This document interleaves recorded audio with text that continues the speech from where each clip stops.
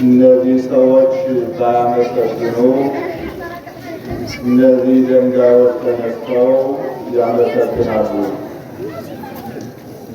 ክቡር መልአከ ምሕረት ያስተራለ ወንዴ የዚቹ ታላቅ ቤተክርስቲያን ዋና አስተዳዳሪ፣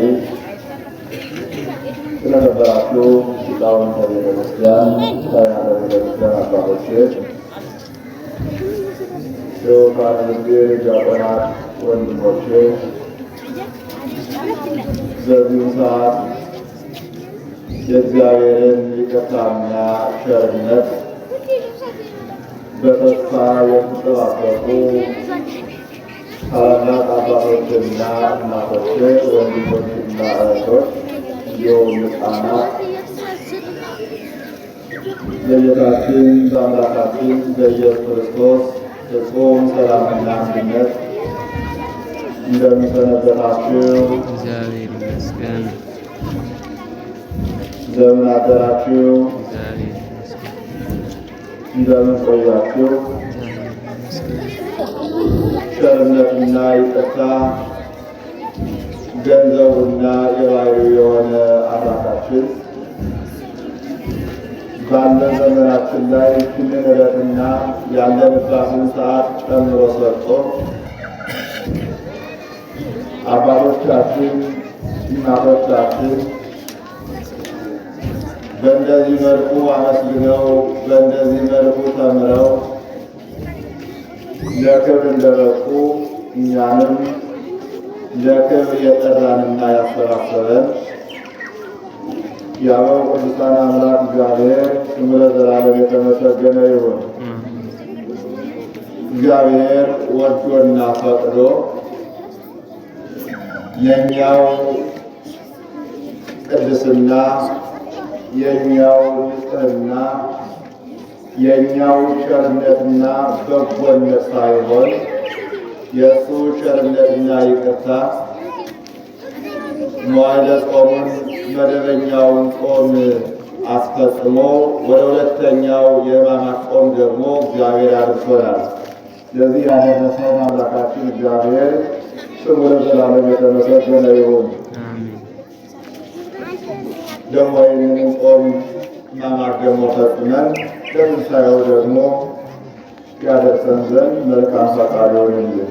እግዚአብሔር ቢወድና ቢፈቅድ ለተወሰነ የጊዜ ቆይታ ያህል በዓሉን በተመለከተ ብዙ ጊዜ እንደምነጋገረው ዛሬ የመጨረሻው ሳምንታችን 8ኛው ሳምንት የተለየ ክብር ያለው የተለየ ታሪክ ያለው የተለየ ጸጋ ያለው ሰንበት በመሆኑ ሙሉ በሙሉ ታሪኩንና ዕለቱን የሚገልጽ ነገር ባነጋገርን እንኳን ለተወሰነ ደቂቃ ያህል እግዚአብሔር ያቀበለንን እግዚአብሔር የገለጸልንን ያህል ለተወሰነ ጊዜ በዓሉን በተመለከተ እንነጋገራለን። የዚህም የበዓሉ መነሻ ርዕስ ያደረኩት የሉቃስ ወንጌል ምዕራፍ 19 ከቁጥር 40 ላይ ያለው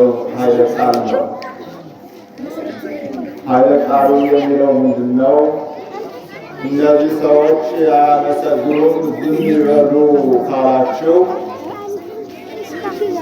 እነዚህ ድንጋዮች ተነስተው ያመሰግናሉ የሚል ቃል ነው። ይህንን ቃል የተናገረው ጌታችን መድኃኒታችን ኢየሱስ ክርስቶስ ራሱ ባለቤቱ ነው። ይህንን ቃል ደግሞ የተናገረው እንደ ዛሬው ሁሉ በዛሬው ዕለት የሆሳዕና ዕለት የተናገረው ቃል ነው። ይህንን ቃል ደግሞ የተናገረው በዘመኑ በዓሉን ለማክበር የወጡ አባወራዎች፣ በዓሉን ለማክበር የወጡ ሕፃናቱ እግዚአብሔርን በሚያመሰግኑበት ወቅት የእግዚአብሔር ምስጋና የእግዚአብሔር መወደስ የእግዚአብሔር መገልገል ያላስደሰታቸው ቅናትና ምቀኝነት ያንገበገባቸው ጻፍ ፈሪሳውያን ባቀረቡት የጥያቄ መልስ ሲሰጥ ነው ይህንን ቃል እግዚአብሔር ለጻፍ ፈሪሳውያን የተናገረው። ይህንን ቃልም ለእነዚህ ሰዎች እግዚአብሔር የመለሰው በዛሬውኑ ዕለት ነው። ይህ ዛሬ ያለንበት ዕለት ሆሳዕና ብለን የምናከብረው በዓል ሕፃናት ተቀመጡ። ሕፃናት ሁላችሁ ተቀመጡ። በሁላችሁ ተቀመጡ።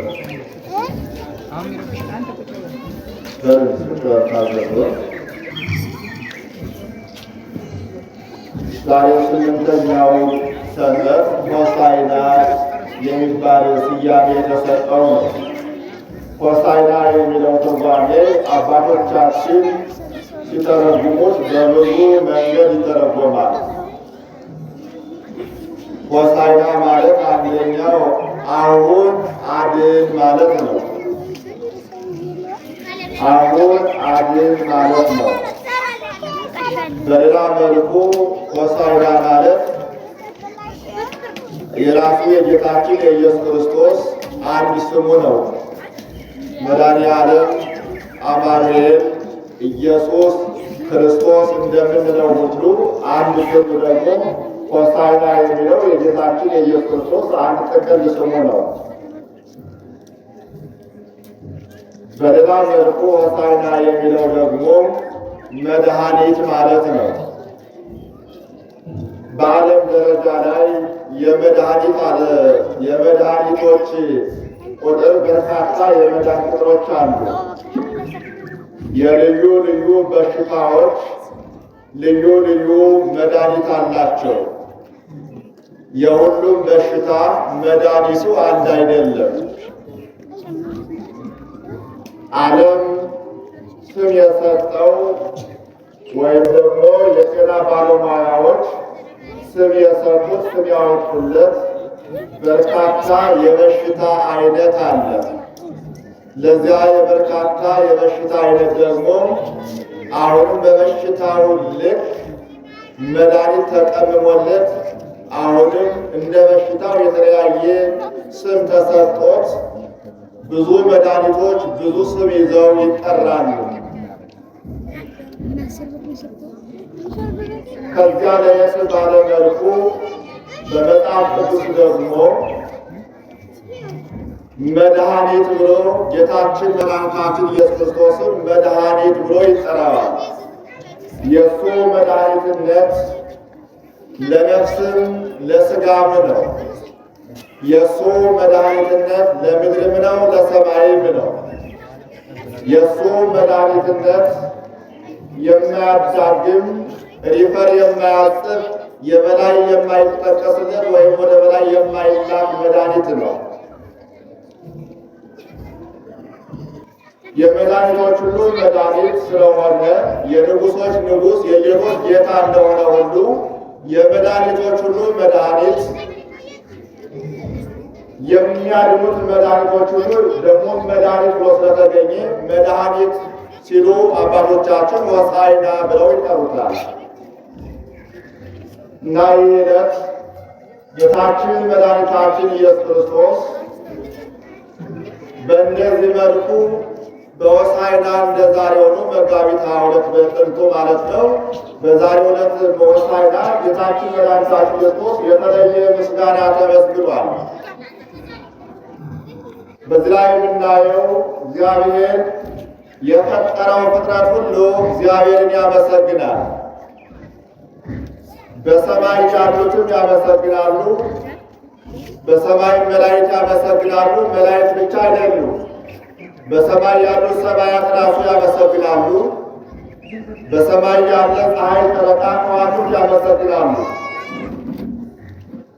በምድር ደግሞ እኛ የምናውቀውና እኛ ማናውቀው በባህር ውስጥ ያለው ባህርን ጨምሮ በመሬት ላይ ያለው መሬትን ጨምሮ ሁሉም ያለው የተፈጠረው ሁሉ ያመሰግናል። ነገር ግን የሚያመሰግነው አካል ሁሉ ለምንድን ነው ካልነ መንግሥተ ሰማያት ሊገባበት አይደለም፣ ገነት ሊገባበት አይደለም፣ ወይም ደግሞ የተለየ ጸጋ ያገኝበት አይደለም። ስለተፈጠረ ብቻ እግዚአብሔርን ያመሰግናል። ስለተፈጠረ ብቻ ፍጡር ሆኖ በመገኘቱ ብቻ እግዚአብሔርን ያመሰግናል። አመስግኖ መንግሥቱን እንዲወርስ የመንግሥቱ ወራሽ እንዲሆን የክብሩ ወራሽ እንዲሆን የተፈጠረ ሰውና ቅዱሳን መላእክት ናቸው።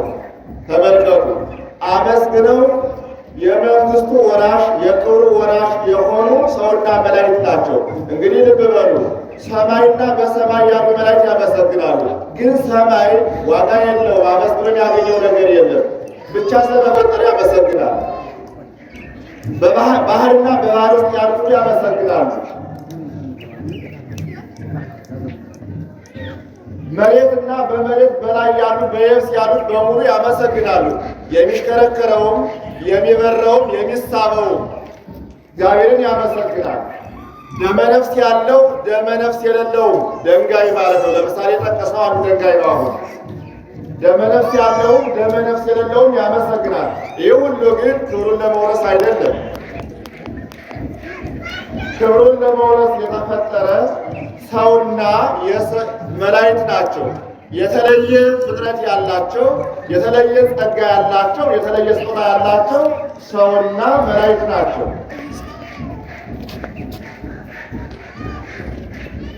ስለዚህ አመስግኖ ዋጋ ሊያገኝ የተፈጠረው የሰው ልጅ ነው። በዛሬው ዕለት እግዚአብሔርን ለማመስገን አንድ የሆነ ነው። እግዚአብሔር በሰዎችና በመላእክት ሲመሰገን በተለይ በሰዎቹ ልዩ ልዩ የሆነ ምስጋና አለው። እግዚአብሔርን የሰው ልጅ በልዩ ልዩ ቦታ ልዩ ልዩ የሆነ ምስጋና ያመሰግነዋል። እግዚአብሔር በየት ላይ ይመሰግናል፣ በየት ይመሰግናል ብለን ስናይ እግዚአብሔር ለመጀመሪያ ጊዜ ገና በእናታቸው ማኅፀን ያሉ ሕፃናት እግዚአብሔርን ያመሰግኑታል። ልዩ የሆነ ምስጋና የዚህን ዓለም ውጣ ውረድ ያላዩ፣ ብርሃንና ጨለማን ያላዩ፣ በጥቅሉ የዚህን ዓለም ማንነት ያላዩ፣ ወደዚህ ዓለም ያልተቀላቀሉ ገና በእናታቸው ማኅፀን ያሉ ሕፃናት እግዚአብሔርን ያመሰግናሉ። አንደበታቸው እህል ውሃ ባልቀመሰ አንደበት እግዚአብሔር ይመሰገናል። በእናት ማኅፀን ሆኖ እነ ቅዱስ ዮሐንስ መጥምቀ መለኮትን ስናይ በኤልሳቤጥ ማኅፀን ሆኖ ያመሰገነ ለእግዚአብሔር የባህሪ ምስጋና የባህሪ ስግደት፣ ለእናታችን ለድንግል ማርያም የጸጋ ምስጋና የጸጋ ስግደት ቅዱስ ዮሐንስ በእናቱ ማኅፀን ሆኖ አቀረበ። ልዩ የሆነ ምስጋና አንደበቱ እህል ባልቀመሰ ውሃ ባልጠጣ አንደበት፣ እህል ባልቀመሰ አንደበት፣ ክፉና በጎ ባልተናገረው አንደበቱ እግዚአብሔርን አመስግኗል። እግዚአብሔር በእንደዚህ መልኩ ይመሰገናል። ወደዚህ ዓለም በተቀላቀሉ ሕፃናትም ደግሞ እግዚአብሔር ይመሰገናል። ነቢየ እግዚአብሔር ዳዊት እንደነገረን ማፈደቂቅ ሕፃናት አስተዳለው ተስላተ ከሕፃናቱ ከትናንሾቹ አንደበት ላይ ምስጋናን አስገኘህ ብሎ ቂምና በቀልን በማያውቁ አሁን ተጣልተው ውሃ በመራጨት አፈር በመፍጨት ተጣልተው ወዲያውኑ በሚታረቁ ወዲያውኑ በሚስማሙ በሕፃናቱ አንደበት እግዚአብሔር ይመሰገናል። ቂምና በቀል አይምሯቸው ባልሳለ ሕፃናት ከዚያም አልፎ እግዚአብሔር ይህን ዓለም በቃን ብለው ዋሻ ገብተው ድንጋይ ተንተርሰው ጤዛ ልሰው ትቢያ ነስንሰው ማቅ ለብሰው 24 ሰዓት በሚያመሰግኑ ቅዱሳን አባቶቻችንና እናቶቻችን እግዚአብሔር ይመሰገናል። ተመልከቱ፣ ዓለም በቃን ብለው በሄዱ ሰዎች፣ ክፉና በጎ አንናገርም ብለው በሄዱ ሰዎች፣ አንደበታቸውን ከክፉ ነገር በከለከሉ ሰዎች እግዚአብሔር ይመሰገናል። እንደ አቅማችን በእኛም እግዚአብሔር ይመሰገናል። እንደ አቅማችን አንድ ጊዜ ክፉ አንድ ጊዜ በጎ ብንናገርም ቂምና በቀሉ ቢያጠቃንም በእኛም እግዚአብሔር ይመሰገናል። ከዚያ ወጣ ብሎ እግዚአብሔር ቤት ይመሰገናል ካለ በብሔረ ሕያዋን ባሉ ከሞት ተሰውረው ሞትን አሸንፈው ከሞት በበላይ ባሉ ሰዎች በብሔረ ሕያዋን ባሉ ሰዎች እግዚአብሔር ይመሰገናል። አያችሁ፣ የሚመሰገንበት ቦታ አለ። በብሔረ ሕያዋን ያሉ ቅዱሳን አባቶቻችን ያመሰግኑታል። ከሞት ተሰውረው ያሉ ከሞት ርቀው ያሉ ገና ዕለተ ምጽአት በሚጠብቁ ሰዎች በእነሱ እግዚአብሔር ይመሰገናል። በሌላ ደግሞ በብሔረ ብፁዓን ባሉ እኒህ ብሔረ ሕያዋንና ብሔረ ብፁዓን የሚባሉ አባቶቻችን ሲናገሩ ከዚህ እስከ ሰማይ ድረስ 1000 ክንድ ነው ይላሉ። ከዚህ እስከ ሰማይ ድረስ 1000 ክንድ ነው። ከ500 ክንድ ላይ ይህ ስንል በእኛው ክንድ ሳይሆን በመላኩ ክንድ ነው። በመላእክት ክንድ ነው። የመላኩ አንዱ ክንድ ደግሞ በእኛው 49 ነው። የመላኩ አንዱ ክንድ በእኛው 49 ነው እና በመላኩ ክንድ ነው። እንግዲህ በመላኩ ከዚህ እስከ ሰማይ 1000 ነው። ከ500 ላይ ፀሐይ አለች። ዝቅሎ 290 ላይ ጨረቃ አለች። ዝቅሎ 90 ላይ ደግሞ ከዋክብት አሉ።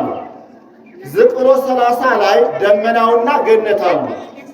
30ኛው ክንድ ላይ ደግሞ ገነትና ደመና አሉት። አንድ የተያያዙ ናቸው። ዝቅሎ ከ15ኛው ክንድ ላይ ደግሞ በጎን ብሔረ ሕያዋን በጎን ብሔረ ብፁዓን አሉ እና ብሔረ ብፁዓን ላይ ያሉ ብሔረ ብፁዓን የሚባሉ ደግሞ ለ1000 ዘመን የሚኖሩ ሰዎች ናቸው። በሕይወታቸው 3 ልጅ ይወልዳሉ ይላሉ። በስደት ጊዜ ወደ ሀገራቸው ሲመለሱ ታሪክ እንዳይበዛብኝ፣ በስደት ጊዜ ወደ ሀገራቸው ሲመለሱ እነዚህ ብሔረ ብፁዓን ይባሉናል። ሀገራችን መልካሙን እያበቀለች መልካሙን በልተን እንደሻችን በልተን እንደሻችን ጠጥተን በዚያውም ላይ ዝሙቱን ምኑን ሰርተን እግዚአብሔር ተቀይሞብን ለምርኮ ዳርጎናል። ስለዚህ እኛ ከእንግዲህ በኋላ ወደ ሀገራችን ገብተን የቀደመውን ኃጢአት አንሰራም፣ ሁለተኛ እንዳንማረር እግራችን እንዳወጣን እንሄዳለን ብለው እግራቸው እንዳወጣቸው ሲሄዱ ሙት ባህር ደረሱ ይላል። ይህ ሙት ባህር ማለት የዶሮ ላባ የሚያሰጥም ነው ሲጥሉበት እና ያንን እግዚአብሔር አርግቶላቸው ተሻግረው የሄዱ ሰዎች ናቸው። ዛሬም እነ ቅዱስ ማቴዎስ እነ ቅዱስ ዞሲማስ እየገቡ ሲያስተምሯቸው ነበረ። ዛሬም ወደው ጌታችን ኢየሱስ ክርስቶስ እየገባ ያስተምራቸዋል ይላል። በዚያ ያሉ ሰዎች እግዚአብሔርን ያመሰግኑታል። ከኃጢአት ርቀው የሄዱ ሰዎች። በሌላ መልኩ ገነት ላይ ያሉ ነፍሳት እዩ። እንግዲህ ገነት ያሉ ነፍሳት ደግሞ በነፍስ ብቻ ያሉ ስጋቸው በመሬት የተቀበረ ነፍሳቸው ገነት ያሉ ነፍሳት ደግሞ እግዚአብሔር ያመሰግኑታል። እግዚአብሔር በልዩ ልዩ ቦታ በልዩ ልዩ አንደበት እግዚአብሔር ይመሰገናል። አሁን የዛሬው ምስጋና እግዚአብሔር ዛሬውኑ ማለት ነው ከደቀ መዛሙርቱ ሁለቶቹን ላከ ይለናል። ምን ሊያደርጉለት? አህያ ሊያመጡለት። ልብ በሉ ወገኖች፣ ደመናት የሚታዘዙት በደመናት መሄድ የሚችለው አምላክ፣ ነፋሳት የሚታዘዙት በነፋሳት መሄድ የሚችለው የፀሐይ ጨረር የሚታዘዘው አምላክ በፀሐይ ጨረር መሄድ የሚችለው ወይም ደግሞ ከቦታ ቦታ የማይንቀሳቀስ አምላክ በሁሉ የመላው አምላክ በአህያ ለመቀመጥ አህያ ፈታችሁ አምጡልኛል። ስለና ምስጋና ለእሱ ይድረሰው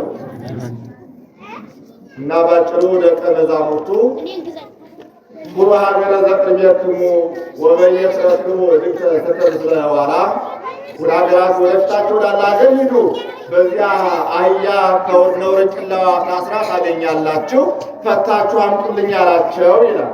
ፈታችሁ አምጡልኝ አላቸው። ይህ ማለት የታሰረች አህያ ታገኛላችሁ ነው ባጭሩ። የዚህ ምስጢር ምንድን ነው ካለ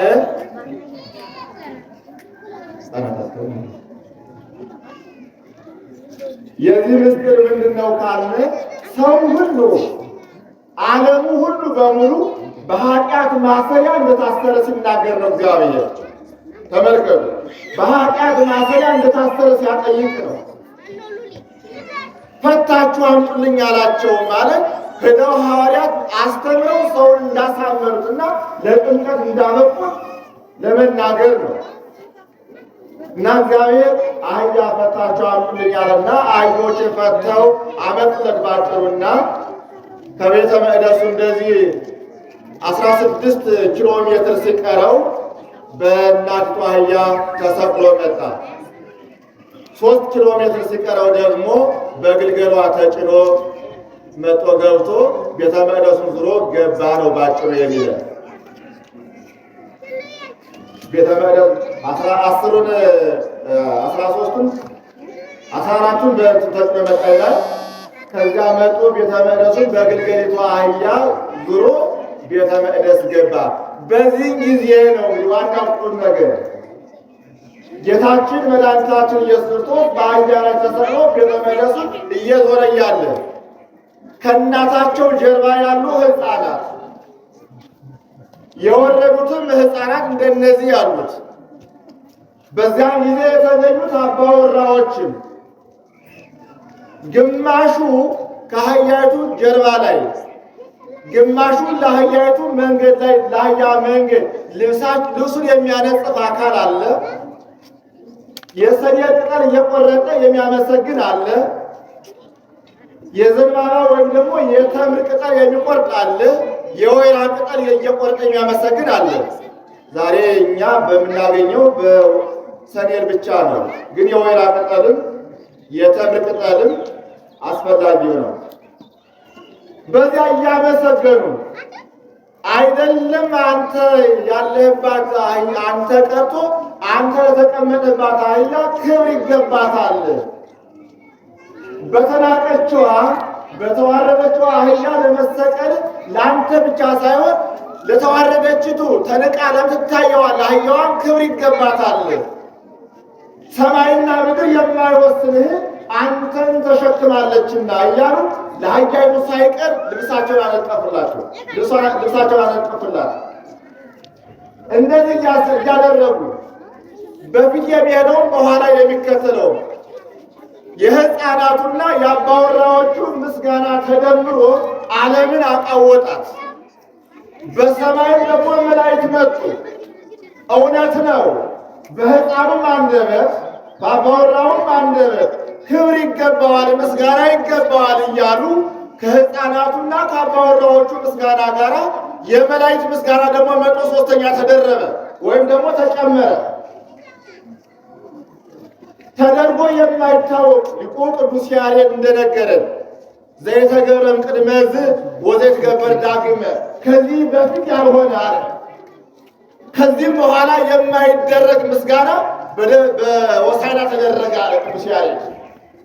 ከዚህ ቀደም ያልተደረገ ከእንግዲህ በኋላ የማይደረግ ይሆናል ተብሎ የማይታሰብ ምስጋና እግዚአብሔር ተመሰገነ አለ ቅዱስ ያሬድ በጸዋትወ ዜማው ላይ።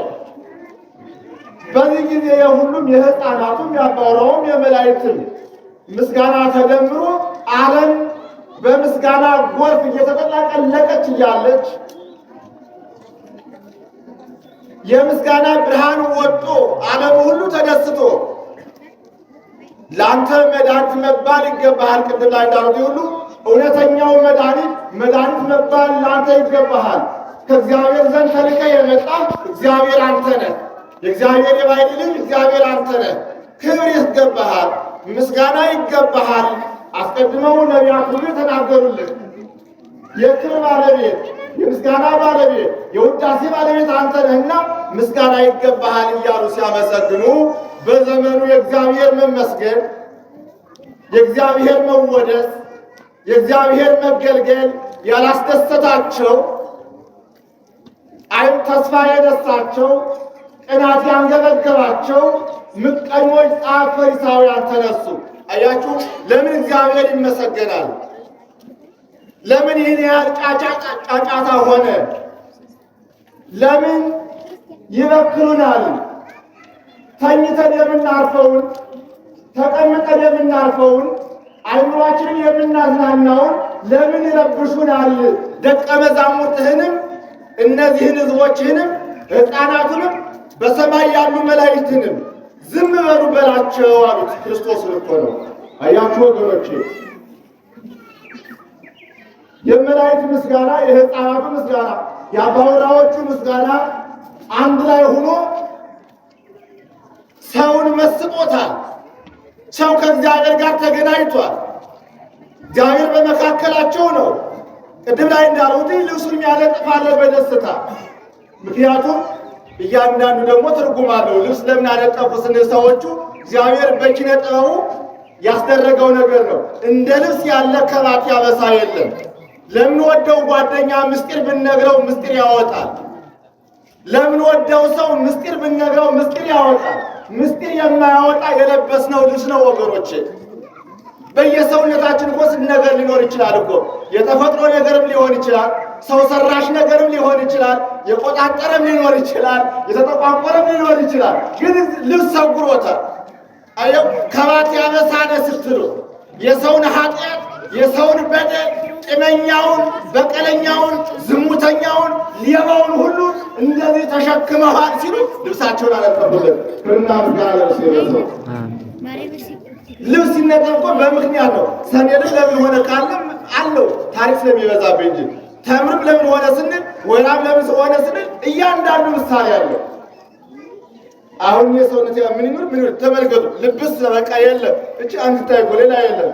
በጀርባ በዚህ ምን ይኑር ምን ይኑር የለም። እግዚአብሔር እንደዚህ ልብስ ነው፣ ልብስ ነው እግዚአብሔር። አንተ ልብስ ነህ ከባት ያበሳን ሲሉ ልብሳቸውን ሰዎች አጥተዋል። ይህን ክብር ሲሰጡ ያሉ ጻፍ ፈሪሳውያን ግን ለምንድነው ዝም ይበሉ አደረቁን አሉ። ኧረ ወገኖቼ የእግዚአብሔር መንፈስ ግን ተስፋ ይነሳል እናንተ። የእግዚአብሔር መገልገል ተስፋ ይነሳል እናንተ። ቃለ እግዚአብሔር እንቅልፍ ይነሳል እናንተ። ቃለ እግዚአብሔር ሰላም ይነሳል እናንተ። ዛሬም እኮ የአዋጅ ወጣብን አይደለ? ሰማችሁ አይደል? አለመታደል የአዋጅ ወጣብን እኮ ዛሬም። የእምነት ተቋማት ዝም ይበሉ፣ እረፍት ስነሳን፣ እንቅልፍ አጣን ተባልን እኮ። አምላካችን እግዚአብሔር ይህን ነገር ይመልስልን። ዛሬስ ተባልን አይደለም? ምን በቀድሞ በጻፍ ፈሪሳውያን ምን እንፈርዳለን? ዛሬስ ቢሆን የእግዚአብሔር ቃል ሰላም ይሰጣል። የእግዚአብሔር ቃል ሰላም ያወርዳል። የእግዚአብሔር ቃል አገር ይባርካል። የእግዚአብሔር ቃል በረከት ያወርዳል። የእግዚአብሔር ቃል ሰላምን፣ ጤናን፣ ሕይወትን ሁሉ ያስተካክላል። የእግዚአብሔር ቃል ጨለማውን ያበራል። የእግዚአብሔር ቃል ጎባጣውን ያቀናል። የእግዚአብሔር ቃል የተሰነካከረው ሁሉ ያቀናል እንጂ ያጎጣል ወገኖቼ፣ እንቅልፍ ይነሳል ወገኖቼ፣ በሽታ ይሰጣል ወገኖቼ። ይህ አዋጅ እኮ የታወጀ ዝም ይበሉ ደቀ መዛሙርትን አዛቸው አሉ። ዛሬም ዝም ይበሉ ተባለ። አቤት ያስላለ። የት ነው የምንደርስ እናንተ? የት ነው የምንደርሰው? ከእግዚአብሔር ቃል የት ነው የምንደርሰው? ከእግዚአብሔር ወጣን የት ነው የምንሄደው? በዚህ ጊዜ እግዚአብሔር እንደዚህ አለ፣ መላእክት ዝም ይበሉ አላቸው። አዎ። አባወራዎቹን ዝም ይበሉ ነው ያላችሁ? አዎ። ሕፃናቱን ዝም ይበሉ ነው ያላችሁ? አዎን አሉ። እንግዲህ አሳሩ ሰዎች ካላስደሰቷቸው፣ አባወራዎቹ ካላስደሰቷቸው፣ ሕፃናቱ ካላስደሰቷቸው በሰማይ ያሉ መላእክት በደንበር የማይጣሉ፣ በሹመት የማይጣሉ፣ በጥቅማ ጥቅም የማይጣሉ፣ ምስጋና ብቻ ሹመታቸው የሆነ፣ ምስጋና ብቻ ጥቅመ ጥቅማቸው የሆነ የእነሱ ምስጋና አያስፈልግም ካላችሁ እነዚህ ድንጋዮች ተነስተው ያመሰግናሉ አለ እግዚአብሔር። ክብርና ምስጋና ይድረሰው። በዚህ ጊዜ እግዚአብሔር ከመናገሩ የቢታንያ ድንጋይ ብድግ አሉና ተነሱና፣ ልብ በሉ የቢታንያ ድንጋዮች ግዛን የሌላቸው ምንም የሌላቸው አፍ አውጥተው ወዲያውኑ ሆሳዕና በአርያም ለወልደ ዳዊት ለዳዊት ልጅ ለኢየሱስ ክርስቶስ መድኃኒት መባል ለሱ ይገባል ብለው ድንጋዮች ተናገሩ። ክብርና ምስጋና አምላካችን ይድረሰው። ስለዚህ አባቶቻችን እንደዚህ ይላሉ። ስለ ቢታንያ ድንጋዮች ሲናገሩ እማፈ ደቂቅ አስላሎከ ስራተ ወልሳነ በአማን ረሰይከ ርቱዐ ወነባቤ የማይናገረውን ድንጋዩን አለ የማያመሰግነውን ድንጋዩን አናገረ፣ አስመሰገነ። አባቶቻችን ሲናገሩ እኮ ነው። ስለዚህ ወገኖቼ ዛሬ አይደለም የሰው ልጅ ቀርቶ ድንጋዮች ሳይቀሩ እንደዚህ እግዚአብሔርን ተነስተው ያመሰገኑበት ዕለት ነው ሆሳዕና የሚባለው። ድንጋዮች ሳይቀር ዛሬም እኛ ወገኖቼ ብናመሰግን የምንጠቀም እኛ ነን፣ የምንባረክ እኛ ነን። እግዚአብሔር እሱ ክቡር ነው። እግዚአብሔር እሱ ቅዱስ ነው። እግዚአብሔር እሱ ምስጉን ነው። ብናመሰግን የምንጠቀም እኛ ነን። ብናከብረው የምንጠቀም እኛ ነን። የእግዚአብሔርን ቃል ብንሰማ የምንጠቀም እኛ ነን። እንደ ሕፃናቱ እንደ አባወራዎቹ በዛን ሰዓት እንደተጠቀሙ ሰዎች የምንጠቀም እኛ ነን። ባናመሰግን ግን እግዚአብሔርን የሚያመሰግነው ተመልከቱ፣ ድንጋዮች ያመሰግኑታል። ሌላውን ፍጥረት እግዚአብሔርን ያመሰግናልና ሁላችንንም እግዚአብሔርን አመስግነን ዋጋ እንድናገኝ አምላካችን እግዚአብሔር ይርዳን። የእሱ እርዳታ የእሱ ቸርነት ሲጨመርበት ነውና እሱ ተጨምሮልን እሱ አግዞን የእሱን ስም ጠርተን እሱን አመስግነን በእሱ ስም እሱን አመስግነን እኛ ዋጋ እንድናገኝ እኛ ክብር እንድናገኝ አምላካችን እግዚአብሔር ይርዳን። ሀገራችን ኢትዮጵያን ሰላም ያድርግልን።